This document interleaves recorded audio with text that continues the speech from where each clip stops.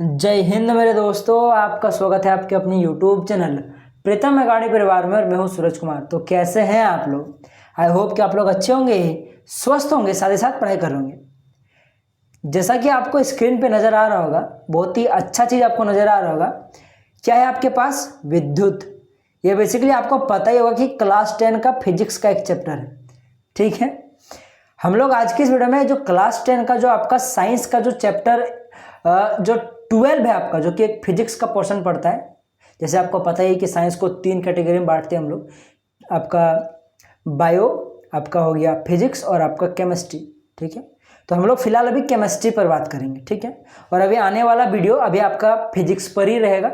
सारा कुछ बात करूंगा, किस वीडियो की बात कर रहा हूँ, कौन सा वीडियो मैं ले रहा हूँ, सब कुछ। ऐसे तो आप लोग टाइटल थंबनेल देखकर आ चुके होंगे, ठीक ना, पर फिर भी थोड़ा देर बाद बताऊंगा आपको, ठीक ना। उसके बाद जैसे फिजिक्स आपका खत्म हो जाएगा, उसके बाद फिर आपका केमिस्ट्री भी कर दिया जाएगा, बायो भी कर दिया जाएगा, आपका साइंस खत्म कर दिया जाएगा जल्दी, टेंशन नहीं लेना आपको। तो बेसिकली हम लोग कर क्या रहे हैं, आपको यहाँ पे स्क्रीन में नजर आ रहा होगा, जो आपका क्लास 10 का जो फिजिक्स है उसका जो चैप्टर है आपका एक, जो कि चैप्टर नंबर 12 विद्युत चैप्टर। इसका आज हम लोग एमसीक्यू का वन शॉट लेंगे। एमसीक्यू बोले तो आपका मल्टीपल चॉइस क्वेश्चन, एक क्वेश्चन रहेगा, उसके 4 ऑप्शन होंगे। ठीक, इस टाइप के हम लोग कुछ मोस्ट इंपॉर्टेंट प्रश्न करेंगे। ठीक है, और मोस्ट का मोस्ट क्या, हम लोग इंपॉर्टेंट का भी इंपॉर्टेंट क्वेश्चन करेंगे। मतलब ऐसे प्रश्न करेंगे ना, जो आपका यही प्रश्न आपको एग्जाम में हुबहू देखने को मिलेगा, मैं इतना तक गारंटी बोल सकता हूँ। और अगर ना मिले हुबहू तो इसी कॉन्सेप्ट पर, इसी बेस्ड पर आपको क्वेश्चन देखने को मिलेगा ही मिलेगा। मैं दावा के साथ बोल सकता हूँ आज के इस वीडियो से आपका एमसीक्यू वाला पोर्शन 99.9% कवर हो जाएगा। यानी कि मैं यूँ बोल सकता हूँ कि 99% या 100% तक की बात कर सकता हूँ कि यहीं से आपका पेपर आएगा। समझे? तो इसलिए मोस्ट ध्यान से सुने, एकदम पूरा अपना चारों तरफ का जितना भी माइंड इधर उधर घूम रहा है सबको यहाँ पे समेट कर लाइए। बहुत ही इंपॉर्टेंट चीज़ बताने वाला हूँ। ठीक, बेसिकली हम लोग आज की इस वीडियो में 2 टाइप के प्रश्न करेंगे। एक तो एमसीक्यू आपको बता ही दिया, जिसमें आपका एक क्वेश्चन रहेगा, 4 ऑप्शन रहेगा, और हम लोग एक वर्ड वाले प्रश्न करेंगे। आपका था ना, जैसे अगर मान लो आपको पूछ दिया कि बताइए विद्युत धारा कैसा है, मात्रक क्या होता है, तो आपको उसको 1 वर्ड में आंसर लिखना पड़ेगा। तो हम लोग उस टाइप के प्रश्न भी करेंगे, आपको थोड़ा देर बाद आपको नजर आ जाएगा। ठीक ना, और एक चीज बता दूं कि जनरली देखो भाई साहब, आपको मैं एक चीज बता दूं कि आपका ये जो चैप्टर नंबर 12 है, ठीक ना, इससे जनरली 2 टाइप का प्रश्न आपका बनता है एग्जाम में। ठीक ना, टाइप 1 इधर में लिखता हूं, टाइप 2 इधर लिखता हूं। ठीक ना, टाइप 1 में कैसा प्रश्न होता है, डायरेक्टली आपका स्टेटमेंट वाइज प्रश्न आएगा। जैसे डायरेक्ट पूछ देगा कि बताइए, पूछ देगा कि जो आपका आवेश का ऐसा है मतलब क्या होता है। तो ये सब आपका स्टेटमेंट क्वेश्चन है, आपको याद करना पड़ेगा। आवेश कैसा है मतलब ये होता है, तो वो होता है। पूछ देगा कि कार्य से कौन संबंधित है, तो ये सब आपको याद करना पड़ता है। तो इस टाइप का स्टेटमेंट वाइज प्रश्न होता है, जो आपको धीरे धीरे समझ में आएगा, टेंशन नहीं लेना आपको। पूछ देगा कि विद्युत धारा कैसा है मात्रक बताइए, विभव कैसा है मात्रक बताइए। ठीक है, 1 किलो वाट आवर किसके बराबर होता है। तो ये सब क्या होता है, 1 एकदम बोलो डेफिनेशन वाइज प्रश्न होता है। तो ये टाइप 1 में आएगा। ठीक, टाइप 2 का कैटेगरी में किस टाइप का प्रश्न आएगा, इसमें जनरली यूं होता है कि आपको न्यूमेरिकल्स टाइप के होंगे, यानी कि इसको आपको कॉपी कलम का यूज करना पड़ेगा। जैसे आपको पता है कि ओम का नियम होता है, भी बराबर में आई आर होता है। तो यहां से आपको भी का और आई का मान दे देगा, आपको आर का मान निकालना पड़ेगा। तो इस प्रकार से आपको मान निकालने वाला प्रश्न पूछता है जनरली। ठीक, तो ये 2 टाइप के प्रश्न आपको इस चैप्टर से देखने को मिलेंगे। तो जो आपका टाइप 1 है ना, मैं बात कर रहा हूँ टाइप 1 जो आपका है ना दोस्तों, वो पूरा का पूरा जितने भी टाइप का प्रश्न आपको वहां ओरिजिनल पेपर में आपका बोर्ड एग्जाम में देखने को मिलेगा ना, सेम हुबहू आपको यहीं पे देखने को मिलेगा। मैं इतना गारंटी के साथ बोल सकता हूँ। और हुबहू ना भी मिले तो एकदम इसी कॉन्सेप्ट पर, इसी बेस पर, उसी टाइप का प्रश्न होगा, बस थोड़ा मोड़ा क्वेश्चन का हेर फेर होगा। समझे? तो ये टाइप 1 तो आपको टेंशन बिल्कुल भी नहीं लेना है। थोड़ा मोड़ा आपको टाइप 2 में मेहनत करना पड़ेगा, सो भी टेंशन नहीं लेना है। मैं कुछ मोस्ट इंपॉर्टेंट फॉर्मूला बताऊंगा, कुछ मोस्ट इस टाइप 2 जैसे प्रश्न करा दूंगा, तो बस उससे बाहर जाने के चांसेस 99% आपका उसी से आने के चांसेस हो जाएंगे। बाहर जाने के प्रश्न एकदम उससे बाहर जाने को क्या चांसेस एकदम ना के बराबर हो जाएगा। समझे? तो बोल सकता हूं कि मैं इंपॉर्टेंट का भी इंपॉर्टेंट बताऊंगा। पूरा पेपर आज का आपका आज ही के इस वीडियो से होने वाला है। और हम लोग जैसे कि मैंने बोला, मैं 1 शॉट बात कर रहा हूं, इसीलिए मैं इसके बाद और कुछ बताने का प्रयास नहीं करूंगा, और मुझे बताना भी नहीं, क्योंकि मुझे जितना बताना है, जितने भी मोस्ट इंपॉर्टेंट प्रश्न है, मैंने सारा का सारा डाल दिया है। करीबन 15+ मैं आज आपको एमसीक्यू और 1 वर्ड वाला प्रश्न आपको कराऊंगा। ठीक ना, दोनों को मिलाकर 50 से ज्यादा होगा। ठीक ना, और इससे बाहर नहीं जाता जनरली। ठीक ना, मैं आपको बता दूं। ठीक, क्योंकि जैक बोर्ड के पास लिमिटेड नंबर ऑफ क्वेश्चंस है, ठीक ना। और साथ ही साथ मैं अभी आपको 2009 से लेकर 2000 जो आपका अभी जो रिसेंट इस साल 2023 तक जितने भी प्रश्न पूछे गए हैं, जितने भी एमसीक्यू, जितने भी वन वर्ड प्रश्न पूछे गए हैं, सारा का सारा प्रश्न अभी इस वीडियो में बताऊंगा। तो आप प्रश्न कहाँ से बाहर जाएगा अभी बताओ हमको, ठीक। तो इसलिए मोस्ट इंपॉर्टेंट प्रश्न है, वीडियो को नजरअंदाज मत कीजिएगा। हाँ, ये पहला वीडियो था और ये सीरीज आपका चलता चला जाएगा। इस तरह करके मैं आपको पहले फिजिक्स कंप्लीट कराऊंगा क्लास 10 का, जो कि आपका सबसे पहला चैप्टर आपको देख सकता है 12 नंबर का चैप्टर है विद्युत। उसके बाद मैं आपको विद्युत धारा जो आपके इसके बाद जो 13 वाला चैप्टर है, ठीक ना, चुंबक के क्षेत्र वाला चैप्टर, ठीक ना, मैं उसको कंप्लीट कराऊंगा आपको। उसके बाद फिर मैं आपका इसके बाद जो आपका 11 नंबर का चैप्टर है उसको, फिर 10 नंबर का, फिर मैं ये फिजिक्स पूरा कंप्लीट हो जाएगा आपका। उसके बाद फिर हम लोग केमिस्ट्री में घुसेंगे, उसके बाद फिर बायो को देखा जाएगा, ठीक। बोल देंगे बायो को शायद पंकज सर ले लेंगे, ठीक ना। उसी प्रकार से मैं मैथ का भी इसी प्रकार से वीडियो आपके पास लाऊंगा, जिसमें मैं अब आपको कोई भी चैप्टर हो जिसमें से प्रोबेबिलिटी का आपका मैंने जो आपका शायद सबसे लास्ट वाला चैप्टर 15 या 16 है, जितना भी नंबर का चैप्टर है, प्रायिकता चैप्टर, ठीक ना, उसका क्वेश्चंस रेडी हो रहा है। प्रीवियस ईयर का प्रश्न 2009 से लेकर 2023 तक का सारा प्रश्न रेडी हो रहा है, उसको मैं बता दूंगा, उससे बाहर नहीं जाएगा, समझे। तो आपका मैथ का भी तैयारी हो जाएगा, इसी प्रकार से मैं सारा चैप्टर आपको करा दूंगा, ठीक है। उसी तरह से आपका फिजिक्स का भी हो जाएगा, मतलब साइंस का हो जाएगा। और आपका एसएसटी का पंकज सर तो करा ही रहे हैं, उसका तो हो ही जाएगा। और भी आपका आगे हिंदी सब लपेट ले, हिंदी भी तो आपका चल ही रहा है, इसी प्रकार से आपका हिंदी वगैरह, इंग्लिश वगैरह सब ट्राई करेंगे लपेट लेने का, ठीक ना। तो इसलिए हमारे साथ जुड़ जाइए, सारा कुछ आपको मटेरियल मिलेगा, ठीक ना। ये सीरीज हम लोग चला देंगे, आपका एग्जाम खत्म होने से पहले तक आपको खत्म कर दिया जाएगा सारा चैप्टर। और आप बात मानिए, आपको मैं गारंटी देता हूँ 85% तो कहीं नहीं जाने वाला। ये तो सबसे कम मैंने बोल दिया, हाईएस्ट पता है बच्चा 99% तक उठा के लाया हुआ है, ठीक। हमारे द्वारा दिए गए इंपॉर्टेंट क्वेश्चन से, तो समझ के देख सकते हो किस लेवल का प्रश्न है सो, ठीक। तो चलिए स्टार्ट करते, ज़्यादा और बात नहीं करेंगे हम लोग, ठीक ना। तो देखिए, जनरली हम लोग एमसीक्यू पर आज बात करें। सबसे पहले एमसीक्यू को खत्म करेंगे। अब आपके माइंड में एक सवाल आया होगा, सर आप क्या बड़ा वाला क्वेश्चंस नहीं कराओगे, 2 नंबर का, 3 नंबर का, 5 नंबर का? वो सब भी कराएंगे, अगर आप लोग ज़्यादा प्यार दिखाते हो, अगर आप लोग बोलते हो तो उसको भी करा देंगे, ठीक। और उससे भी बाहर नहीं जाएगा, हम ये भी गारंटी देंगे, क्योंकि हमारे पास पड़ा हुआ है बहुत सारा मटेरियल वगैरह। हम लोग एनालाइज करते हैं आपका पेपर, ऐसे नहीं बनाते हम लोग वीडियो, समझे ना। तो अगर आप लोग बोलेगा तो उसका भी वीडियो आपको बना दिया जाएगा लॉन्ग क्वेश्चंस का, ठीक ना। ट्राई करेंगे हम लोग, पर सबसे पहले तो मेन आप लोग का रहेगा एमसीक्यू, उसको कंप्लीट कराएंगे और आपको बताएंगे एमसीक्यू की आपको भाई साहब, आप लोग अपने दोस्तों को बोल दीजिए कि प्रीतम एकेडमी में ऐसा ऐसा हो रहा है, आप लोग चलाओ, आप लोग का भी नंबर अच्छा सा आएगा। अपने दोस्तों को जरूर बता दीजिएगा, ठीक। तो चलिए स्टार्ट करते हैं। तो बेसिकली जैसा कि मैंने बोला, अगर आप लोग ज़्यादा अगर कमेंट करोगे, अगर आप लोग को चाहिए तो बोलेगा, मैं उसका वीडियो बना दूंगा। और चूंकि ये आज पहला वीडियो था इस पूरे सीरीज का, मेरे साइंस शूट करने का, तो ये आपका फिजिक्स से आपका स्टार्ट हो रहा है, तो इसीलिए मैंने स्टार्टिंग वीडियो में थोड़ा इतना सारा समझा दिया। अब उसके बाद मैं जितना भी वीडियो लूंगा उसमें अब इतना नहीं समझाने वाला, डायरेक्ट मैं चैप्टर शुरू करूंगा, ठीक। तो इसलिए आज पहला वीडियो था तो मुझे इतना बताना पड़ा, इतना बका मैंने, ठीक। तो अगले वीडियो से अब नहीं बकूंगा, तो इसीलिए जरूर देखिएगा, मोस्ट इंपोर्टेंट है। आज की वीडियो में जितना भी आपका आएगा क्वेश्चंस मैं सारा निपटा दूंगा, ठीक ना। मतलब जितना भी आपका बोर्ड एग्जाम आएगा वो सारे प्रश्नों को मैं निपटा दूंगा, ठीक। और बाकी अगर कुछ ऐसे प्रश्न होंगे जो मुझे लगेगा कि इस क्वेश्चन से रिलेटेड ये भी आ सकता है, वो भी मैं बता दूंगा। इस क्वेश्चन से और कुछ दूसरा क्वेश्चन बन सकता है, वो भी मैं बता दूंगा। कितने टाइप के प्रश्न आ सकते हैं सब बताऊंगा, ठीक। तो टेंशन नहीं लेना आपको। तो सबसे पहला जो प्रश्न है हमारा आज का, देखो लिखा हुआ है आपके पास, बहुत ही सिंपल प्रश्न है, बच्चा वाला प्रश्न है, और देख लो 2023 में आया हुआ है। विभवांतर का ऐसा मात्रक सबको पता है वोल्ट होता है। और अगर आप लोग अभी तक नहीं कुछ पढ़े हो, कोई चीज़ का टेंशन नहीं है। अगर अभी तक किताब देखा ही नहीं है आपने तो कोई टेंशन नहीं, बस सारा सीरीज फॉलो कर लो, गारंटी बोल रहा आपका 80% कहीं नहीं जाने वाला है, समझे। बस आपको थोड़ा सा ध्यान देना पड़ेगा कि वीडियो को आप लोग कम से कम 3 बार जरूर देख लीजिए, अगर आप कुछ नहीं पढ़े हो तो। और जो बच्चा पढ़ा लिखा उसको तो 1 बार देख के काम चल जाएगा, पर आपके लिए भी भाई साहब, आप कितनों भी पढ़े लिखो, आप कम से कम 2 बार जरूर देखिएगा, तब आपका सारा चीज़ याद हो जाएगा। देखो अब आपने पूरा साल अगर नहीं पढ़ा, फकीतीबाजी किया, तो अब तो आपको रटना पड़ेगा, कोई उपाय नहीं है। क्योंकि भाई साहब पूरा साल पढ़ो या ना पढ़ो उससे कोई मतलब नहीं है। ये लास्ट का 2 या 1 महीना जो बच्चा पढ़ता है, 1.5 महीना जो पढ़ता है ना, वही नंबर कर देता है, समझे ना। तो अभी भी आपके पास टाइम है, पढ़ लो, समझे ना। कुछ नहीं पढ़ना है आपको, बस जितना दे रहा हो उतना करो, रट लो, कुछ नहीं करना आपके लिए। मूल मंत्र बता रहा हूँ, जो नहीं पढ़े, जो पढ़े उनके लिए तो भाई नहले पे दाल है। क्योंकि भाई साहब एक तो पढ़े हुए, उसके बाद आपको इंपॉर्टेंट क्वेश्चन मिलते जा रहे हैं, तो आपके लिए तो और अच्छा हो जाएगा, ठीक। तो समझ में आ गया ना आपको क्या क्या करना है, आपको नहीं करना है। सो सारा क्वेश्चंस को देखते जाइए, समझते जाइए, नहीं समझ में आएगा तो रट लीजिए, सीधा सा बात बता रहे हैं, पर कर लीजिए, इंपॉर्टेंट प्रश्न है, ठीक। सारा कॉन्सेप्ट तो ऐसे में बताने का ट्राई करूंगा ही।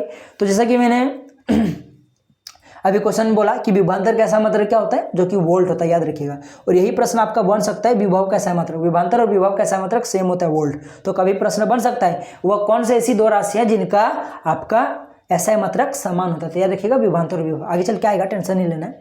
ये आपका क्या हो गया, आपका 1 नंबर का ऑप्शन आपका करेक्ट हो गया। और 1 मिनट रुकिए थोड़ा सा, हाँ ठीक, थोड़ा सा कट हो गया तो कोई चीज़ का टेंशन नहीं होता है कभी कभी इस तरह से। तो देखिए नेक्स्ट प्रश्न, ये भी आपका 2023 में आया हुआ था, आपको पता 2023 में आपका न्यूमेरिकल पेपर था, ठीक है, तो उसमें आया हुआ था। देखो था विद्युत परिपथ में धारा की माप के लिए किसका उपयोग किया जाता है। तो याद रखिएगा सीधा सीधी प्रश्न पूछ रहा है कि विद्युत धारा को मापने के लिए हम लोग किस यंत्र का उपयोग करते हैं। तो विद्युत धारा मापने के लिए हम लोग ए मीटर का उपयोग करते हैं। यहाँ अमीटर लिखा है, असल में बहुत कोई इसे ए मीटर लिखता है, असल में यही सही है ए मीटर, ठीक ना, और बहुत कोई अमीटर भी लिखता है। तो जैसा आप लोग लिखो याद रखिएगा अमीटर, इसको जो अमीटर से मापते हैं, ठीक ना, विद्युत धारा को अमीटर से और विद्युत विभवांतर को वोल्ट मीटर से, याद रखिएगा, ठीक ना। आगे चलिए हम लोग बढ़ते हैं। किसी बल्ब से 1 मीटर में 20 कूलम का आवेश प्रवाहित होता है। किसी बल्ब से 1 मिनट में, मीटर नहीं, 1 मिनट में 120 कूलम का आवेश प्रवाहित होता है, तो प्रवाहित धारा का मान क्या होगा। ठीक, तो याद रखिए भाई साहब, कुछ ने पूछा आपको क्वेश्चन, बस पूछा है विद्युत धारा, यानी कि आपको करंट पूछा है। विद्युत धारा को हम लोग आई से डिनोट करते हैं और करंट का फॉर्मूला होता है विद्युत धारा का, याद रख लीजिएगा। नहीं समझ में आता तो I = Q/T, समझे ना। तो ये क्या होता है Q/T, ठीक ना, क्यों क्या है, यहाँ पे आपके पास चार्ज है, आवेश है, और T क्या आपके पास समय है, कितना चार्ज आप लोग कितने समय के लिए प्रवाहित कर रहे हो किसी तार में, किसी कंडक्टर में, वही आपका विद्युत धारा होता है, समझे ना। तो यहाँ पे देखो जो Q है आपका, अगर नहीं समझ में आया तो बस इतना याद रखिएगा सॉरी, जो Q होता है उसका मान आपको जहाँ पे कूलम दिख रहा है, जितना कूलम उसको रख देना, यानी कि आपको दिख रहा है 120 कूलम, तो Q की जगह पे 120 रख दो। बाय में T आपको दिख रहा है 1 मिनट है, समय T तो सबको पता है समय होता है, और यहाँ पे समय आपको सेकंड में लेना है। तो 1 मिनट दिया तो इसको सेकंड में चेंज करो, 1 मिनट में 60 सेकंड होता है, तो यहाँ पे 60 लिख दो, इसको भागा दे दो, 0 0 गया, 6 दूना 12, यानी कि आपके पास I का जो वैल्यू निकल कर आया है विद्युत धारा, उस बल्ब के द्वारा 1 मिनट में 2 एम्पियर धारा प्रवाहित होगी। यहाँ पे जो विद्युत धारा होता है उसका SI मात्रक एम्पियर होता है, याद रखिएगा, जिसको हम लोग बड़ा ए से कैपिटल ए से डिनोट करते हैं, इसीलिए आपका 2 नंबर का ऑप्शन करेक्ट हो जाएगा, जो कि 2 होगा। ठीक, आगे बढ़ते हैं हम लोग। 1 यूनिट विद्युत ऊर्जा का मान है, याद रखिएगा 1 यूनिट विद्युत ऊर्जा का मान होता है 3.6 इंटू में 10⁻⁶ जूल, ठीक ना। देख लो सब में जूल में पूछा, इसीलिए क्वेश्चंस का सीधा सीधा तात्पर्य कि 1 यूनिट ऊर्जा में कितने जूल होते हैं। तो आपका ये 4 नंबर में दिख रहा है आपको 3.6 इंटू में 10⁻⁶ जूल। अगर मैं लाख में बात करूं तो 36 लाख जूल बराबर होता है 1 यूनिट। और हमारे घरों में जो बिजली आती है वो यूनिट में आती है, आपने इतना यूनिट बिजली खपत किया, इतना यूनिट बिजली खपत किया, समझे ना। तो हम लोग का घर में जो बिजली होती है वो यूनिट में होती है। तो ये प्रश्न आपका बनेगा कि आगे देखिए आपको पता चल जाएगा क्या बोल रहा हूँ। तो बेसिकली ये आपका अभी तक 3 ही न्यूमेरिकल पूछा गया था इस चैप्टर से, क्योंकि आगे जब था ये आप लोग को जब से कोरोना काल पार हुआ है, कोरोना काल, तभी से आपका ऑब्जेक्टिव आ रहा है, वरना पहले आपका इस प्रकार से क्वेश्चन आता था, ऑब्जेक्टिव नहीं होता था, ठीक ना। मतलब इस प्रकार का 1 वर्ड वाला प्रश्न पूछता था। तो इसीलिए ये सारे प्रश्न आप लोग देख सकते हो 2009 का, 14 का, 20 का पूछा गया। तो तब उस टाइम पे न्यूमेरिकल नहीं था, तो इस टाइप से प्रश्न पूछा था 1 वर्ड में, ठीक। तो ये भी एक प्रकार का ऑब्जेक्टिव ही है। विद्युत आवेश का SI मात्रक जो कि कूलम होता है, याद रखिएगा, कूलम को हम लोग बड़ा C से डिनोट करते हैं। विभवांतर का SI मात्रक थोड़ी देर पहले मैंने बताया था वोल्ट होता है, ठीक। तो ये आपको हो जाएगा, जो कि 19 में पूछा गया प्रश्न है। देख लो 18 में पूछा गया प्रश्न, विद्युत धारा को किस यंत्र द्वारा मापा जाता है, अभी थोड़ी देर पहले मैंने बताया था, याद देखिए ए मीटर में, ठीक, बहुत इंपॉर्टेंट प्रश्न था। ये देख सकते हो, ये प्रश्न आपको 2018 में पूछा था। उसी प्रकार से ये प्रश्न देखो क्या लिखा है, किसी विद्युत परिपथ में 2 बिंदुओं के बीच विभवांतर मापने के लिए वोल्ट मीटर को किस प्रकार संयोजित किया जाता है। याद रखिएगा हमारे पूरे इस प्रकार का परिपथ में 2 प्रकार का, या फिर बोलो हमारा जो पूरा इलेक्ट्रिसिटी होता है उसमें हम लोग 2 प्रकार का कॉम्बिनेशन यूज करते हैं, एक पैरेलल, ठीक है, और हम लोग एक सीरीज में, या फिर यूँ बोलो कि हम लोग एक, उसको हिंदी में हम लोग बोलते हैं एक समांतर या फिर पार्श्व क्रम संयोजन, दोनों चीज सेम है, समांतर बोलो या पार्श्व बोलो एक ही चीज है, ठीक है ना, दोनों चीज समान होता है, समझे ना। और एक होता है श्रेणी क्रम। तो याद रखिएगा जो आपका वोल्ट मीटर होता है, जो विद्युत विभवांतर को मापने का काम करता है, आपको मैंने थोड़ी देर पहले बताया था, तो वो जो वोल्ट मीटर होता है वो हमेशा याद रखिएगा, वो हमेशा समांतर क्रम में, पार्श्व क्रम में जोड़ा जाता है। क्यों? क्योंकि इसका जो रेजिस्टेंस होता है वो बहुत हाई होता है, और भी कई सारा रीजन है, समझे ना, वो सब आपको नहीं पढ़ना, अभी बस इतना याद रखिएगा, नहीं पढ़े तो बस इतना याद रखिएगा, वोल्ट मीटर को हम लोग समांतर क्रम में जोड़ते हैं। और यही अगर आपको पूछ देता है जो हमारा विद्युत धारा मापने का यंत्र को क्या कहते हैं, तो उसको हमको पता है कि ए मीटर बोलते, थोड़ा देर पहले हम लोगों ने पढ़ा था। और उसी आपको विद्युत धारा मापने वाले यंत्र ए मीटर को हम लोग समांतर क्रम में नहीं, पार्श्व क्रम में नहीं, क्योंकि समांतर और पार्श्व एक ही नाम है, बल्कि उसको हम लोग श्रेणी क्रम में जोड़ते हैं, समझे, श्रेणी क्रम में जोड़ते हैं। ए मीटर को पूछे तो श्रेणी क्रम में, और वोल्ट मीटर को पूछे तो पार्श्व क्रम या समांतर क्रम, याद रखिएगा। चलिए आगे बढ़ते हैं हम लोग। 5 नंबर प्रश्न में विद्युत परिपथों तथा साधित्रों, साधित्रों माने यंत्र होता है, जैसे ट्यूबलाइट हो गया, गीजर हो गया, एसी हो गया, आपका टीवी हो गया, ये सब क्या होता है, साधित्र होता है, ठीक ना।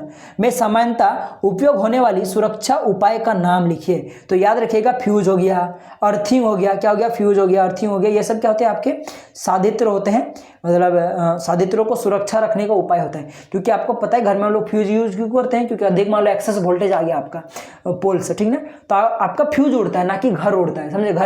घर तो उड़ता ही नहीं है, मतलब घर में जो साधित्र लगे होते हैं, एसी, गीजर, फ्रिज, अगर मान लीजिए घर में फ्यूज नहीं लगे, अभी तो एमसीबी हो गया, फ्यूज की जगह पे एमसीबी लगाते हैं, एक प्रकार का फ्यूज ही है। अगर आपके घर में अचानक पूरा वोल्टेज आ गया तो क्या होगा पता है, पूरा ट्यूबलाइट वगैरह सब उड़ जाएगा आपके घर में, तो उसको बचाने के लिए हम लोग एमसीबी फ्यूज का यूज करते हैं, ठीक। तो कुल मिलाकर प्रश्न का तात्पर्य यह था कि जो हम लोग साधित्र थे उनको बचाने के लिए हम लोग किस उपाय का उपयोग करते हैं, तो हम लोग फ्यूज का उपयोग करते हैं। साथ ही साथ और एक है उपकरण, ठीक है, जिससे हमें करंट लगने से बचता है, जो कि हम लोग अर्थिंग बोलते हैं। थोड़ा देर बाद पढ़ेंगे उसका, इसी टाइप का और एक प्रश्न आएगा आपको, ये देखिए 2017 में पूछा है ना, देखिएगा और एक प्रश्न आएगा जो 2010 में पूछा हुआ इसी प्रकार से, ठीक। लिखा हुआ है किलोवाट आवर किसकी राशि है, कि मतलब किलोवाट आवर किस राशि का मात्रक है, तो किलोवाट आवर जो है ना वो विद्युत ऊर्जा का मात्रक है, याद रखिएगा। उससे हम लोग विद्युत ऊर्जा को हम लोग किलोवाट आवर में मापते हैं, ठीक। और ये देख सकते हो 2010 और 2016 में पूछा गया प्रश्न है, ठीक। देखो क्या लगा, किसी विद्युत परिपथ में ए मीटर को किस क्रम में संयोजित किया था, अभी थोड़ी देर पहले मैंने बताया था, श्रेणी क्रम में, ठीक। देखो 2015 का प्रश्न है। देखो विभवांतर मापने वाले यंत्र क्या कहते हैं, थोड़ी देर पहले मैंने बोला था वोल्ट मीटर, जो कि 2013 का प्रश्न है। देखो उस युक्ति का नाम लिखिए जो किसी चालक के सिरों पर विभवांतर बनाए रखने में सहायता करती है। तो याद रखिएगा कोई भी तार है, उस तारों के दोनों टर्मिनलों के बीच में जो आपका वोल्ट होता है, जो विभवांतर होता है, उसको बनाए रखने के लिए हम लोग क्या करते हैं, बैटरी का यूज करते हैं, ठीक। तो इसलिए बैटरी याद रखिएगा, ठीक ना, सूखा बैटरी, फिर बैटरी याद रखिएगा, मोस्ट इंपोर्टेंट प्रश्न है, 2012 को पूछा गया प्रश्न है, ठीक। याद कर लीजिए, सीधा सा प्रश्न है कि उस युक्ति का नाम बताइए जो चालक के सिरों के बीच में विभवांतर बनाए कर रखने का काम का कौन करता है, बैटरी करता है, सीधी सी बात है। विद्युत धारा द्वारा प्रदत्त ऊर्जा की दर का निर्धारण किस कारक द्वारा किया जाता है, याद रखिएगा विद्युत शक्ति द्वारा। क्वेश्चन को रट लीजिए ये वाला, ठीक। क्या क्वेश्चन था, विद्युत धारा द्वारा प्रदत्त ऊर्जा की दर का निर्धारण, प्रदत्त ऊर्जा की दर का निर्धारण, यानी कि ऊर्जा की दर का निर्धारण कौन करता है, तो विद्युत शक्ति करता है, समझ में आ गया ना। यानी कि पावर का फॉर्मूला क्या होता है, W/T, यानी कि जो ऊर्जा W/T, उतना आपको दिमाग खराब नहीं करना, छोड़िए तो बहुत एक्सेस लंबा हो जाएगा। याद रखिएगा जब इस प्रकार का प्रश्न है जहाँ पे आपको प्रदीप्त ऊर्जा की दर कहे तो याद रखिएगा विद्युत शक्ति, ठीक ना। ये 2011 का प्रश्न था। अब देखो आपके पास प्रश्न आ गया है, उस युक्ति का नाम लिखिए जो अभी तक थोड़ा देर पहले हम लोगों ने पढ़ा था कि विभवांतर दो चालक तारों के बीच का विभवांतर बनाए रखने में बैटरी मदद करता है। ये डबल हो गया प्रश्न 2, ठीक। पर क्या कर सकते हो सकता है ये पूछा भी गया था, देखिए 2010 में, और आपने देखा था यहाँ पे कि प्रश्न जो था आपका 2010 में भी पूछा था, और आपका ये 2017 में पूछा था। किधर गया प्रश्न, 1 मिनट रुके, दिखाई देता हूँ आपको अच्छे से, कहाँ गया जी प्रश्न, कहाँ गया प्रश्न भाई साहब, ये रहा बैटरी। देखो ये 2012 में पूछा था, देख सकते हो सेम प्रश्न, और ये आपका सेम प्रश्न देख सकते हो 2010 में आया हुआ है। प्रश्न सेम है पर ईयर अलग अलग है, समझे ना। देखो विद्युत परिपथ तथा साधित्रों में सामान्यतः उपयोग होने वाले 2 सुरक्षा उपायों का नाम लिखें। थोड़ी देर पहले मैंने बताया था फ्यूज, ठीक है, और अब इसमें 2 पूछा था, उसमें 1 पूछा था, इसमें 2 पूछा था, इसलिए हम लोग यहाँ पे फ्यूज भी लिखेंगे, विद्युत फ्यूज एक ही बात है, ठीक। उसके बाद भू संपर्क तार, जिसको हम लोग अर्थिंग बोलते हैं, ठीक। तो ये आप लोग याद रखिएगा, 2 पूछेगा तो भू संपर्क तार और विद्युत फ्यूज, 1 पूछेगा तो दोनों में से कोई एक लिख दीजिए, भू संपर्क तार या फिर फ्यूज, ठीक ना। तो चलिए हम लोग आगे बढ़ते हैं। अब यहाँ से देखिए ये आपका पूछा गया, अभी तक का सारा प्रश्न कवर हो गया। अब हम लोग बात करेंगे कुछ एक्स्ट्रा जो मेरे द्वारा दिया गया प्रश्न है, जो कि न्यूमेरिकल प्रश्न है, ठीक ना। देखो किलोवाट घंटा किस राशि का मात्रक है, थोड़ा देर पहले मैंने बोला था, आप लोग कमेंट करके बताइएगा ये बोला, ठीक। हाँ क्वेश्चन आपको सेम दिख रहा है, पर बाबू सेम है पर याद रखिएगा पूछा जाएगा, इसलिए मैंने रिपीट किया हुआ है, ठीक ना। देखो विभवांतर मापने वाले यंत्र को क्या कहते हैं, थोड़ा देर पहले मैंने बताया था, आप लोग कमेंट कीजिएगा। विभव पूछे या विभवांतर पूछे, याद रखिएगा वोल्ट मीटर, मैंने तो बता ही दिया आंसर, ठीक। तो आप लोग कमेंट जरूर कीजिएगा। विद्युत धारा मापने वाले यंत्र क्या कहते हैं, कमेंट करके बताइएगा, थोड़ी देर पहले मैंने बताया था। आप देखिए ये प्रश्न अच्छा प्रश्न है, इसके बाद वाला प्रश्न को समझने की दरकार है। देखो इस प्रश्न में पूछा है कि 1 कूलम आवेश कितने इलेक्ट्रॉनों के आवेश के तुल्य होता है, यानी कि जो आपके पास 1 कूलम, सिर्फ 4 कूलम होता है, ठीक। 1 कूलम जो आवेश होता है वो कितने इलेक्ट्रॉनों के बराबर होता है, यहाँ पे लिखा हुआ है इलेक्ट्रॉनों के आवेश के तुल्य होता है, बराबर ये चाहे बात करो कि कितने इलेक्ट्रॉनों के बराबर होता है या फिर पूछे कितने इलेक्ट्रॉनों के आवेश के बराबर होता है, सेम ही चीज है, क्योंकि इलेक्ट्रॉन एक प्रकार का आवेश ही है, समझे ना। तो इसीलिए ये पूछा कि एक कूलम में कितने इलेक्ट्रॉन होते हैं, प्रश्न का तात्पर्य ये है। और अगले वाले प्रश्न का क्या प्रश्न है, देखो प्रत्येक इलेक्ट्रॉन पर कितना कूलम आवेश होता है। पहले वाले प्रश्न पूछा था कि आपको एक कूलम में कितने इलेक्ट्रॉन होते हैं, इसमें पूछा कि एक इलेक्ट्रॉन में कितने कूलम चार्ज होता है, समझे ना। यो याद रख लीजिए कि एक कूलम में कितने इलेक्ट्रॉन होते हैं और एक इलेक्ट्रॉन में कितने कूलम होते हैं, समझे ना। ये सेम प्रश्न जैसा है, पर भाई साहब आंसर अलग अलग होगा क्योंकि क्वेश्चन ही अलग है।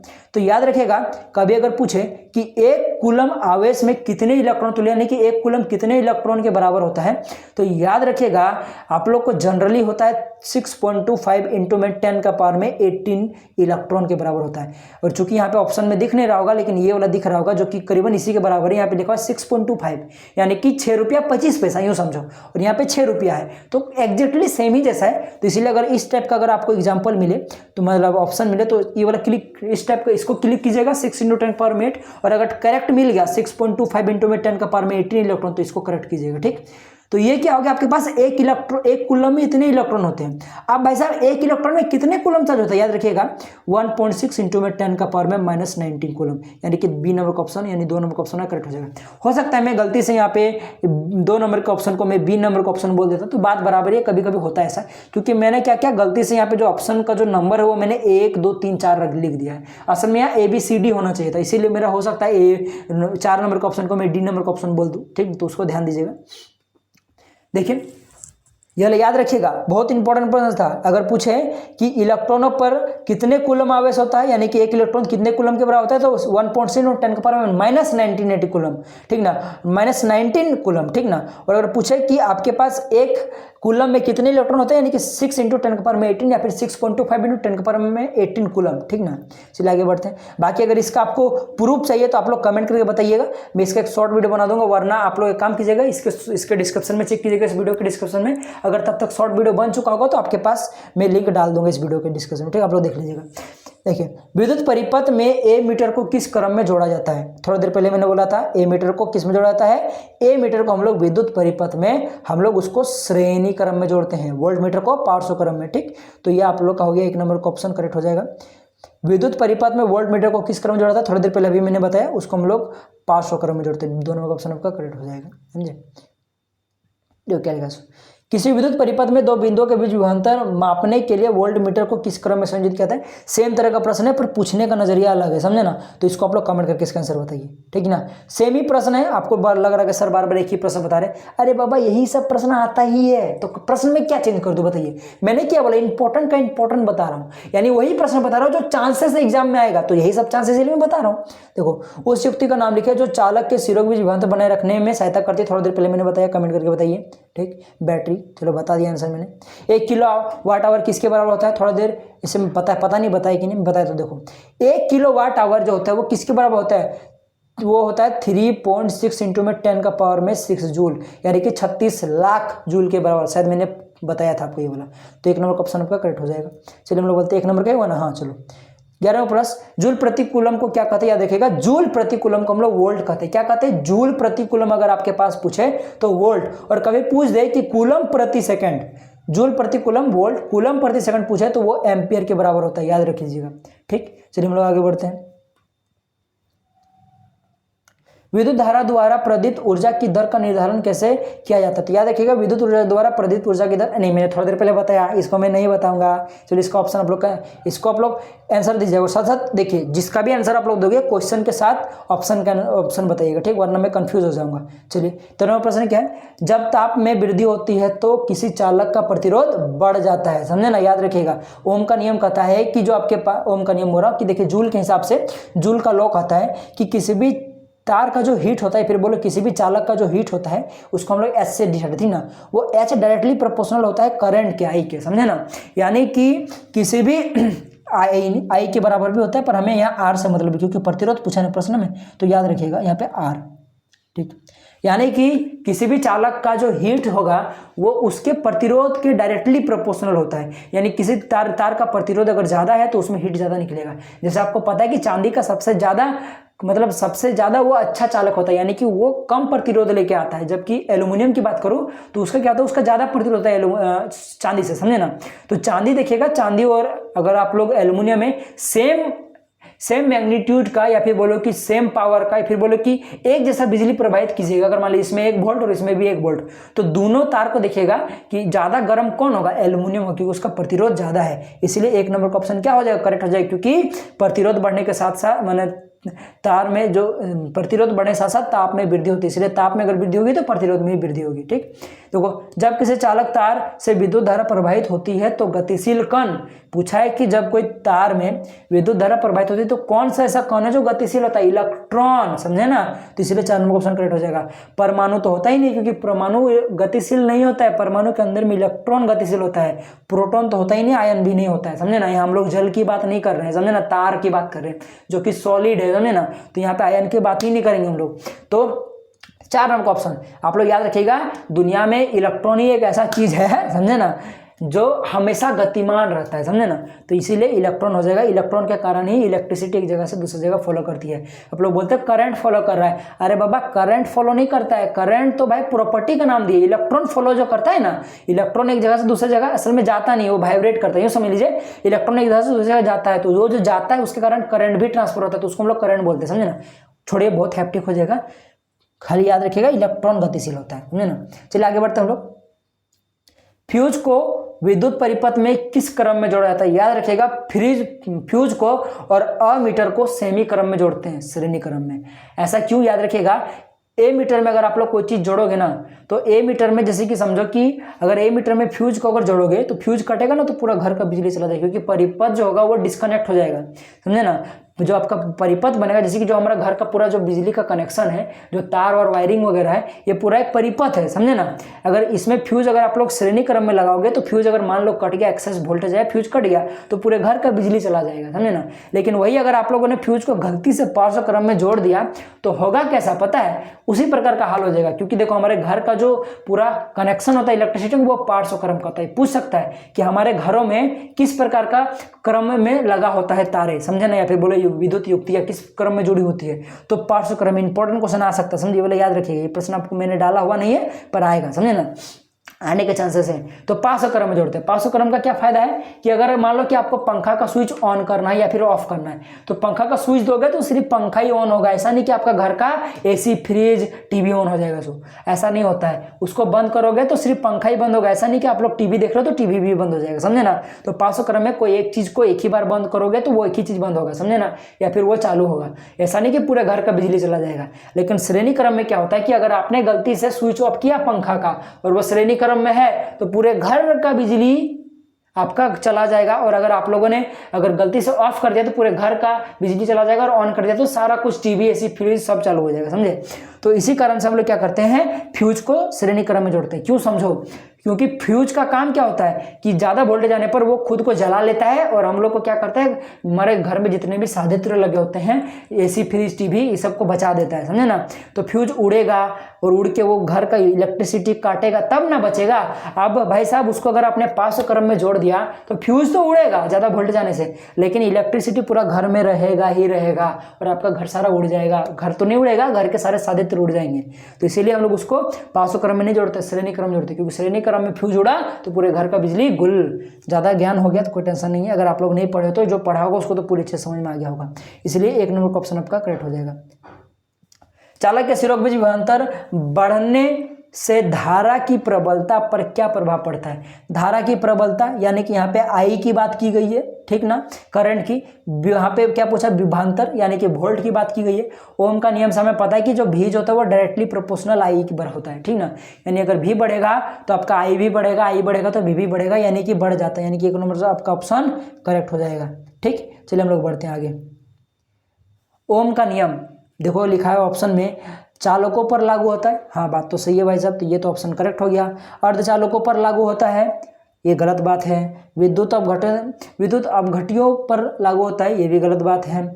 निर्वात नालिकाओं पर लागू होता है, नहीं, ना ही आपका अर्धचालक पर, ना ही टूटना यानी अपघटनों पर, या फिर बोलो या फिर ना ही निर्वात नालिका पर, इस सब में कहीं पे नहीं होता है। ओम का नियम सिर्फ और सिर्फ कंडक्टर, चालकों पर लागू होता है, याद रखिएगा। ये प्रश्न आपका ऐसा भी पूछ सकता था, ओम का नियम है और पूछ देगा V बराबर में आई आर, दे देगा आपके पास वी स्क्वायर बटे में आर, इस प्रकार से 4-5 ऑप्शन दे देगा। तो आपको याद रखना है जहाँ पे आपको V बराबर में आई आर दिख जाए उसको करेक्ट कर देना। ये प्रश्न आपका आने के चांसेस है, याद रखिएगा। दे देगा ओम का नियम है और 4-5 ऑप्शन दे देगा, उसमें 4-5 नहीं देगा, 4 ही देगा, उसमें से एक दिख गया आपको V बराबर में आई आर, तो करेक्ट कर दीजिएगा सीधे ये वाला, समझे। और चेक कर लीजिएगा मल्टीपल करेक्ट है क्या, समझे ना। जैसे कि देखिए आपको ये प्रश्न इस प्रकार से पूछ सकता है, मान लीजिए 4-5 टाइप का आपको दे देगा और मान लीजिए आपको ऑप्शन में ऐसा दे दिया कि मान लीजिए आपको दे दिया V बराबर में आई आर होता है, तो आपको दे दीजिए मान लीजिए V बटे में आर बटे में आई दे दिया, तो ये भी सही है क्योंकि ये कहाँ से आया, V बराबर में आई आर। इधर से आप लोग आई का मान निकालो तो आर भागा में आ जाएगा, तो क्या हो जाएगा V बटे में आर हो जाएगा। तो याद रखिएगा ऑप्शन ऐसा भी सेट कर सकता है कि डायरेक्टली आपको नहीं दिखेगा V बराबर में आई आर, आपको इस प्रकार से दिखेगा, मतलब क्या करेगा, एगो को इधर उधर भेज भाज के दिखाएगा, यानी कि V बटे में आर बराबर में आई, इस प्रकार से भी ऑप्शन सेट कर सकता है, तो ये भी करेक्ट होगा। तो चेक कर लीजिएगा, समझे ना। या तो डायरेक्ट दे देगा V बराबर में आई आर, या फिर इस प्रकार से मान लीजिए कि आपको आर का मान रखेगा, V को उधर भेज देगा, आई को उधर भेज देगा, तो जगह आर बराबर में V बटे में आई, ऐसे भी दिखा सकता है, समझे। तो किसी भी तरह से आपका हो सकता है, उस पर आप लोग रेडी रहेगा। 1 मिनट रुकिए, बड़ा दिक्कत करता है इसमें, ठीक है, समझ में आएगा ना। घुमा कर भी पूछ सकता है, सीधा भी पूछ सकता है, तो हर बात के लिए तैयार रहिएगा।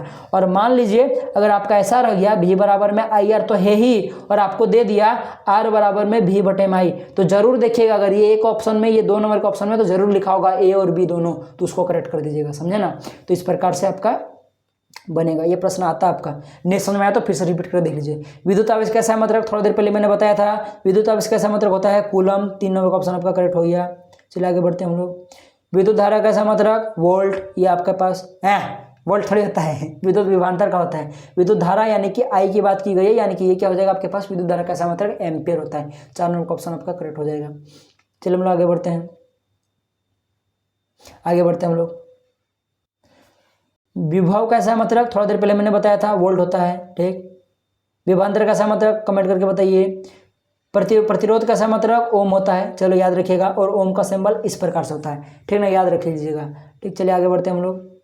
विशिष्ट प्रतिरोध, जिसको हम लोग प्रतिरोधकता बोलते हैं, कैसा है मतलब क्या होता है, प्रतिरोध नहीं प्रतिरोधकता। प्रतिरोध पूछे तो ओम, प्रतिरोधकता पूछे तो ओम मीटर, यानी कि 4 नंबर का ऑप्शन आपका करेक्ट हो जाएगा, समझे। और प्रतिरोधकता को सिंबल क्या होता है, इस प्रकार से रो, इसको रो बोला जाता है, ठीक, इस प्रकार से दिखाया जाता है। पी नहीं है, पी को इस प्रकार से थोड़ा सा घुमा दिया गया, इस प्रकार से, समझे। चलिए आगे बढ़ते हैं। विद्युत शक्ति कैसा मतलब, तो याद रखिएगा विद्युत शक्ति यानी कि पी से डिनोट करते हैं इसको, बड़ा पी से होता है वाट। 2 नंबर का ऑप्शन आपका करेक्ट हो जाएगा। चलिए आगे बढ़ते हैं। विद्युत ऊर्जा का व्यापारिक मात्रक, जैसा कि मैंने थोड़ा देर पहले आपको बताया था, ठीक ना, जब बोला था मैंने 1 यूनिट 1 किलोवाट किसके बराबर होता है, 36 लाख जूल के बराबर में, सबसे पहले जब बताया था तब, तो मैंने बोला था एक चीज़ मैं बताऊँगा, वही चीज़ मैं भी बताने वाला हूँ, ठीक। विद्युत ऊर्जा का व्यापारिक मात्रक यानी कि जो हमारे व्यापारिक मतलब समझ लो कि बिजनेस है, समझे ना। उतना दिमाग खराब नहीं करना है, तो बस इतना याद रख लीजिएगा, छोड़िए उतना आपको नहीं जानना है, समझे ना, उतना दिमाग खराब नहीं करना है। व्यापारिक मात्रक की बात करें तो याद रखिएगा kilowatt hour, KWH, kilowatt hour, तो ये आपका 1 नंबर का ऑप्शन करेक्ट हो जाएगा, ठीक ना। विद्युत ऊर्जा का आपका व्यापारिक मात्रक किलोवाट आवर, 1 किलोवाट आवर बराबर होता है 36 लाख जूल के बराबर। 3.6 इंटू में 10 का पावर में 8, 10 का पावर में 6 जूल, समझे। और ये किलोवाट आवर, देखिए आपके पास और कुछ प्रश्न आएगा इसके, देखो लिखा हुआ है किलोवाट आवर किस राशि का मात्रक है। अभी थोड़ा देर पहले मैंने बताया था, जो किया था विद्युत ऊर्जा के बराबर, बताया था कि नहीं पता नहीं, पर देख लो, ये 1 नंबर का ऑप्शन करेक्ट हो जाएगा। ये अच्छा प्रश्न और आता है, समझे ना। लिखा हुआ है 1, 2, 3 ओम के 3 प्रतिरोधों को श्रेणी क्रम में जोड़ने पर समतुल्य प्रतिरोध होगा। तो याद रखिएगा श्रेणी क्रम में पूछा है, और श्रेणी क्रम का जो कुल प्रतिरोध है, मान लो कि आपको श्रेणी क्रम का प्रतिरोध निकालना है, यानी कि जो कुल प्रतिरोध होगा श्रेणी क्रम का जो R कुल प्रति, इसको हम लोग मान लेते हैं कुल प्रतिरोध, ठीक। तो वो होगा मान लो कि 4 गो प्रतिरोध है, तो R1 plus R2 plus R3 plus R4, इस प्रकार के सबको नॉर्मली जोड़ दीजिए, आपका आंसर आ जाएगा, कुल प्रतिरोध निकल कर आ जाएगा। तुल्य प्रतिरोध, समतुल्य प्रतिरोध, कुल प्रतिरोध जो बोलना आ जाएगा, समझे। तो श्रेणी क्रम में पूछा 3 प्रतिरोध है, तीनों को आपस में जोड़ दो, तो 1, 2, 3 कितना हो जाएगा 6 हो जाएगा। कुछ समझ में नहीं आ रहा है तो याद रखिएगा श्रेणी क्रम में पूछे इस प्रकार से 4 5 जितना भी दे कोई मतलब नहीं है। 3 दिया हुआ है, 3 को प्रतिरोध दिया, तीनों प्रतिरोध का मान दिया हुआ है 1 2 3, सबको आपस जोड़ दे आंसर होगा वही आंसर होगा आपका, यानी 6 नंबर का ऑप्शन आपका कट हो जाएगा। अब इसी से आपका एक प्रकार का प्रश्न बन सकता है, मान लो यहाँ पे पूछ देता 500 क्रम में 500 क्रम पूछता तो यहाँ पे खाली 500 क्रम लिखा होता तो फिर कैसे आप लोग बनाते? बस क्या करते थे आप लोग बता दें, बस यहाँ पे आपके पास 3 प्रतिरोध देखो 500 क्रम का जो कुल प्रतिरोध होता है 1 में R बराबर में क्या होता है 1 में R1 प्लस 1 में R2 प्लस 1 में R3 होता है। ठीक, तो बस यहाँ पे आप लोग मान रख दो R1 का वैल्यू 1 है, R2 का वैल्यू 2 है, R3 का वैल्यू 3 है। तो देखो इस तरह करके आप लोग ला सकते हो, ये आपको पता होगा आप लोग पढ़े होगे तो, वरना अगर आप लोग नहीं पढ़े तो क्या करना है आपको बताता हूँ। देखो श्रेणी क्रम पूछे तो नॉर्मली सबको जोड़ दो, 500 क्रम पूछे तो देखो आपके पास 1 2 3 ओम दिया हुआ है तो 1 2 3 को लिख लो और वह बटे में आगे तरफ में 1 लिख दो, यानी कि 1 बटे में जो जो आपके पास प्रतिरोधों का मान है उसको लिख दो। जैसे 1 2 3 है प्रतिरोधों का मान तो 1 बटे में 1 लिख दो, फिर 1 बटे में 2 लिख दो, 1 बटे में 3 लिख दो, बस आपस को इनको जोड़ दो। जोड़ के जो सॉल्व करके आपके पास आंसर आएगा, मान लो कि ऐसे पता नहीं क्या आएगा, सो जो भी आएगा मान लो कि आपके पास आ गया 3 बटे में 6 आया, ऐसा सपोज दैट केस आ गया, फिर जो भी आया तो जो भी आंसर आएगा उसको एक बार पलट दीजिएगा, यानी कि 3/6 तो उसको 6/3 कर दीजिएगा और काट पीट के मान लो इसको काटोगे 3 होना चाहिए तो 2 इसका आंसर हो जाएगा, समझे। असल में ये सही नहीं मुझे पता है, तो इस प्रकार से आपको करना है। अगर आपको 500 क्रम में पूछे तो जो है उसको बटे में 1 बटे में लेके जितना है 4 को 5 को कोई दिक्कत नहीं, उनको आपस में जोड़ दीजिएगा और लास्ट में जो आएगा उसको खाली पलट दीजिएगा, बस आपको वही आंसर हो जाएगा। चलिए हम लोग आगे बढ़ते हैं। देखो किसी चालक के देखो यहाँ पे थोड़ा सा क्वेश्चन में यहाँ पे मिस्टेक प्रिंट हो गया है, यानी कि सीधा सीधी पूछा था कि विभवांतर को व्यक्त किया जाता है, क्वेश्चन होगा आपका विभवांतर को व्यक्त किया जाता है तो वोल्ट से व्यक्त किया जाता है। ठीक, आगे बढ़ते हैं हम लोग। देखिए ये अच्छा प्रश्न है और थोड़ा सा ट्रिकी प्रश्न है और थोड़ा इंपॉर्टेंट प्रश्न है भी, इसको आपको समझने के लिए आपको थोड़ा सा समझना पड़ेगा, पढ़ना पड़ेगा अच्छा से, समझे। देखो किसी भी चालक तार का जो प्रतिरोध होता है, ठीक ना, कोई भी तार का जो प्रतिरोध होता है वो 3 चीज़ों पर निर्भर करता है। जैसे कि कोई भी चीज़ का प्रतिरोध R है, समझे, उसका फॉर्मूला होता है रो इंटू का L/A। इससे क्या समझ में आ रहा है कि रो जो होता है वो चालक तार की प्रकृति होता है, यानी कि वो सोना का है कि चांदी का है कि वो आपका तांबा का है कि किसका तार है उसको हम लोग रो बोलते हैं, समझे। L जो कि तार की लंबाई, कितना लंबा तार लिए हो, A यानी कि अनुप्रस्थ काट का क्षेत्रफल, यानी कि तार को आपने कितना मोटा तार लिया हुआ है, समझे ना। तो ये 3 बातों पर निर्भर करता है आपका प्रतिरोध। और इस टाइप का प्रश्न आपको पूछ सकता है कि बताइए कि किसी तार का प्रतिरोध या फिर किसी चालक का प्रतिरोध किन किन कारकों पे डिपेंड करता है, इन 3 कारों पर। और भी कई सारे हैं पर मेजरली 3 प्रकार, ये रो L और A, यानी कि चालक की प्रतिरोधकता, मतलब चालक का तार का प्रकृति, आपकी चालक तार की लंबाई और चालक तार का अनुप्रस्थ काट का क्षेत्रफल बोलते हैं इसको A को, ठीक ना। ठीक, तो समझ में आ गया आपको कि तार का कितना प्रतिरोध होगा, वो उसकी पदार्थ, ठीक ना, उसके पदार्थ, उसकी लंबाई और उसके व्यास, यानी कि उसका भाई व्यास कैसे, व्यास की मदद से आप लोग उसकी मोटाई निकाल सकते हो, समझे ना। बस व्यास जो दिया हुआ है वही ना उसका मोटाई होगा। तो यानी कि कुल मिलाकर आपको पास मोटाई हो, अगर तार का अगर आपके पास लंबाई हो, अगर आपके पास तार पदार्थ किस प्रकार, तो आप लोग आराम से उसका प्रतिरोध बता सकते हो, ठीक ना। तो देखो आपको प्रश्न में दिया हुआ है आपके पास दो चालक तार, यानी कि आपके पास 2 तार हैं जिनके पदार्थ, लंबाई, व्यास समान है। यानी कि जो आपको बताया पदार्थ यानी कि वो किसका है, सोना का है कि चांदी का है, किसका, यानी कि रो आपको दिया हुआ है, लंबाई यानी कि L भी आपके पास, और आपके पास व्यास यानी कि बोला जाए तो A है हमारे पास।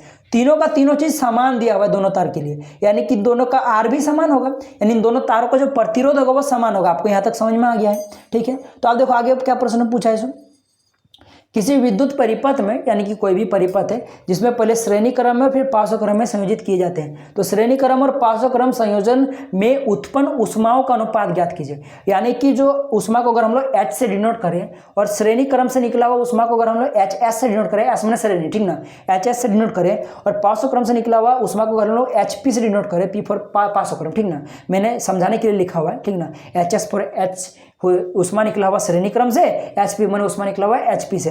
इसको अगर आप लोगों ने निकाल लिया, ठीक ना, कि कितना हीट निकल रहा है श्रेणी क्रम से, कितना हीट निकल रहा है पार्श्व क्रम से, ये निकाल कर अगर आपने इसको ब्रैकेट में डाल दिया, मतलब बटे में कर दिया, ब्रैकेट में बटे में कर दिया, HS बटे में HP कर दिया, तो आपका आंसर निकल कर आ जाएगा, समझे। तो आप कैसे करेंगे, तो देखो आपको ये करने के लिए सबसे पहले तो आपको चाहिए क्या, ये समझो ये चीज़ करने के लिए यानी कि आपको HS/HP करने के लिए आपको सबसे पहले हीट का फॉर्मूला आना चाहिए, जो कि होता है H बराबर होता है V² बटे में आपके पास RT होता है, समझे ना।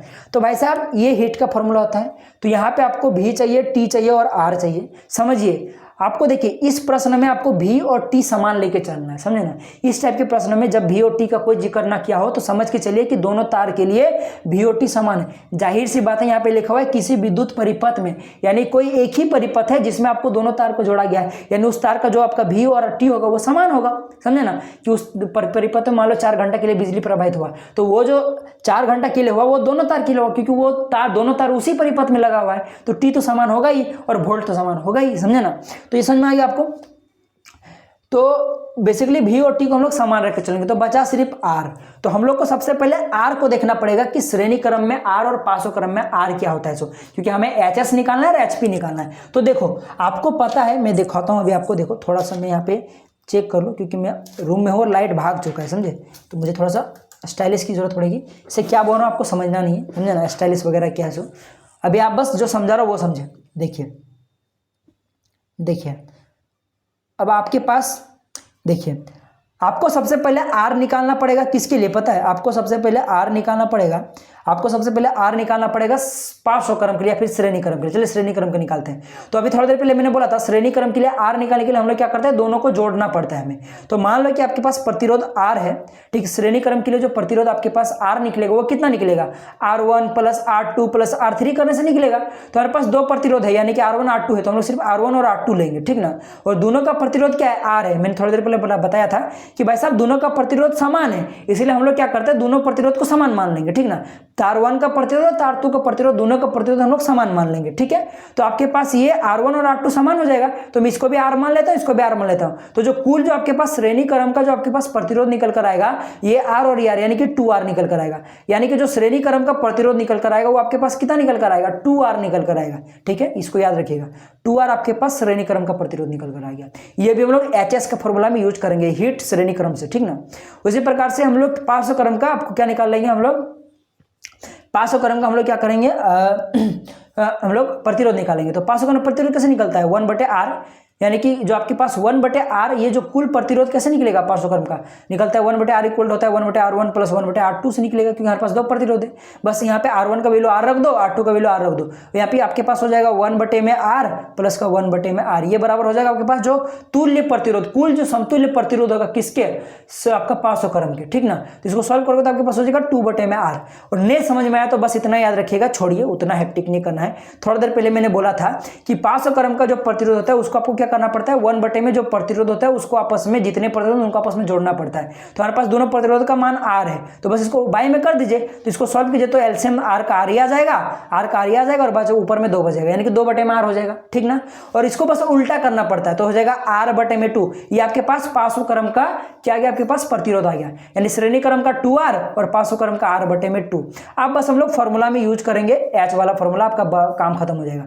तो हमें कुल मिलाकर क्या निकालना है, हमें कुल मिलाकर HS बटे में हमें क्या निकालना है, HP निकालना है, ठीक।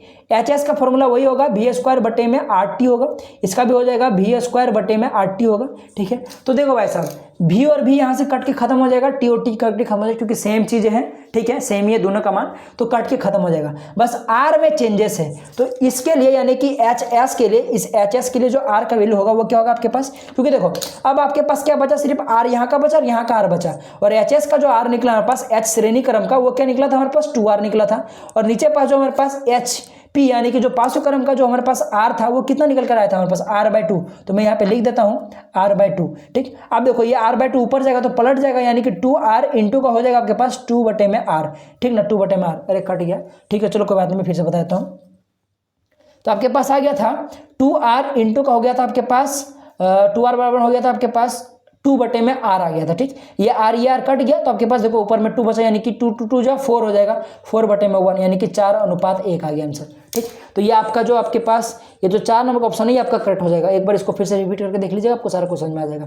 देखो किसी चालक की प्रतिरोधकता किन कारकों पर निर्भर करता है, अभी थोड़ा देर पहले मैंने बताया था R = ρ इंटू का L/A, तार की प्रकृति, लंबाई और उसकी मोटाई, यानी कि चालक तार की लंबाई जो कि L होता है, ठीक। अनुप्रस्थ काट का क्षेत्रफल यानी कि जिसको हम लोग ए बोलते हैं, ठीक ना, अनुप्रस्थ काट का क्षेत्रफल माने ए होता है तार की मोटाई। तार की प्रकृति जिसे हम लोग रो से डिनोट करते हैं, यानी कि ये तीनों का तीनों पर निर्भर करता है, यानी कि देख सकते हो 4 नंबर ऑप्शन में उपयुक्त सभी है, आपका करेक्ट आंसर हो जाएगा।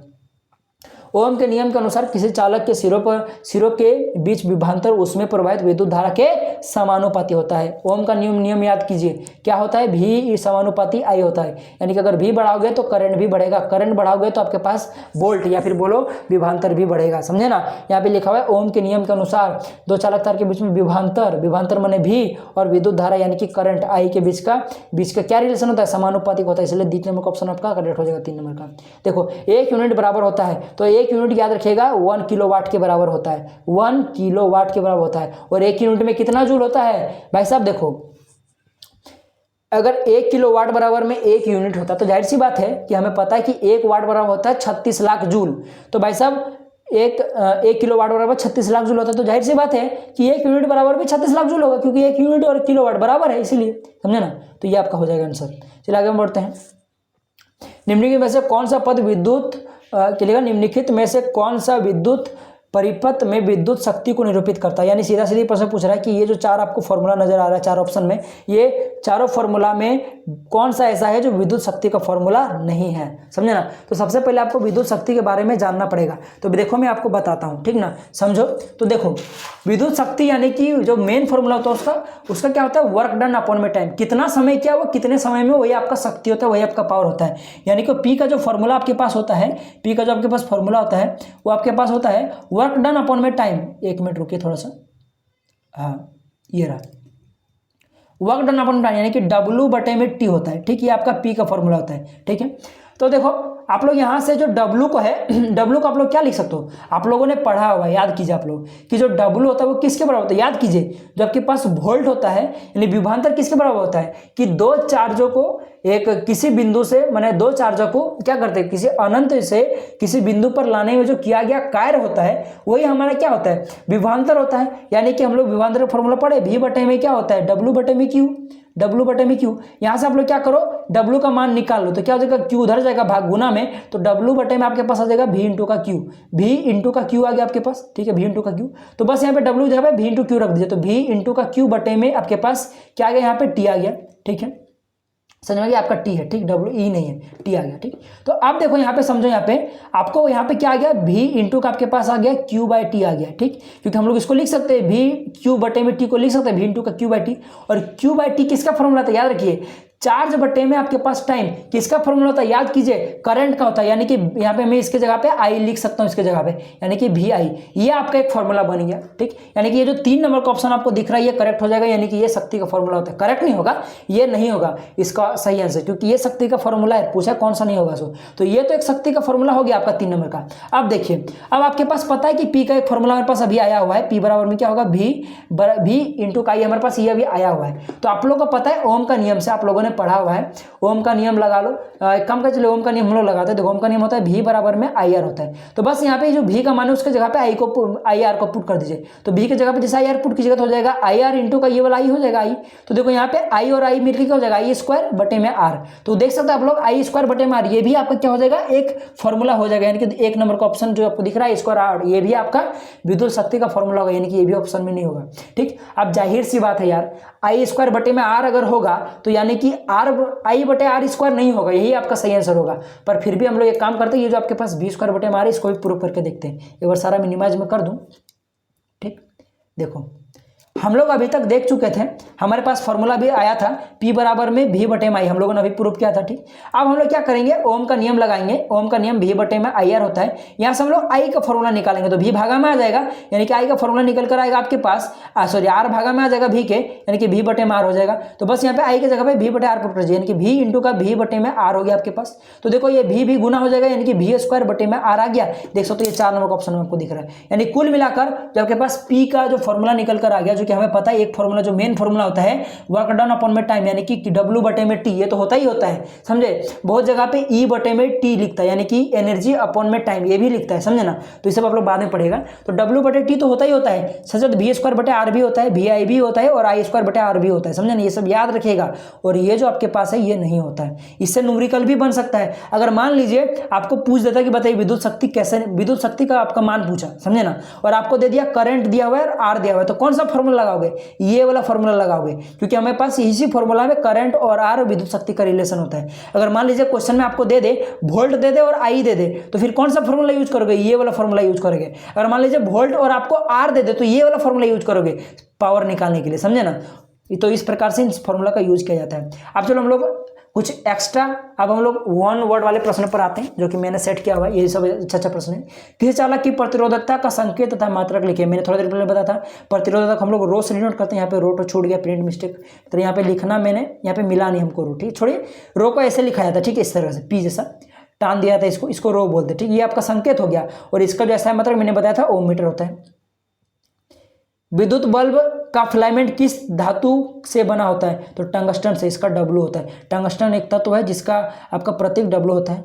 विद्युत हीटर का तापीय अवयव किस पदार्थ का बना होता है? याद रखिएगा नाइक्रोम का। और आप लोग कमेंट करके बताइए कि नाइक्रोम किन दो धातुओं का मिश्रण होता है, ठीक है ना। 2 या 3 जितने भी धातु होते हैं किसका किसका मिश्रण होता है।